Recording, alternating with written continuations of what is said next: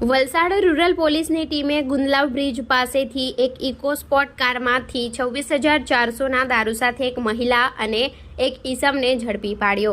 તારીખ 6 સપ્ટેમ્બર શુક્રવારના રોજ 4 કલાકની રૂરલ પોલીસ મથકેથી મળતી માહિતી મુજબ રૂરલ પોલીસની ટીમ પોલીસ મથક હદ વિસ્તારમાં પ્રોહિબિશનના ગુનાઓ શોધી કાઢવા માટે પેટ્રોલિંગમાં હતી, જે દરમિયાન ખાનગી રાહે બાતમી મળી હતી કે એક EcoSport car number DN09K 0826માં એક ઈસમ તથા એક સ્ત્રી દમણથી પ્રોહિબિશનનો જથ્થો ભરી પારડી થઈ વલસાડ તરફ જનાર છે।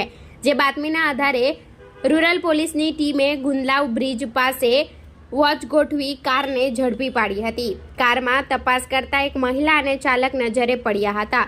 તેઓને નીચે ઉતારી કારમાંથી વિદેશી દારૂનો મળી આવતા પોલીસની ટીમે ચાલક, મહિલા અને કારને પોલીસ મથકે લાવી મુદ્દામાલની ગણતરી કરતા કારની કિંમત 3,02,40 નંગ વિદેશી દારૂ જેની કિંમત 26,400, 2 મોબાઈલ ફોન જેની કિંમત 5,500 મળી કુલ 3,31,900નો મુદ્દામાલ કબજે લઈ એક મહિલા અને ચાલકને ઝડપી અન્ય એક મહિલાને વોન્ટેડ જાહેર કરી રૂરલ પોલીસ મથકે પ્રોહિબિશન અંગે ફરિયાદ દાખલ કરી હતી।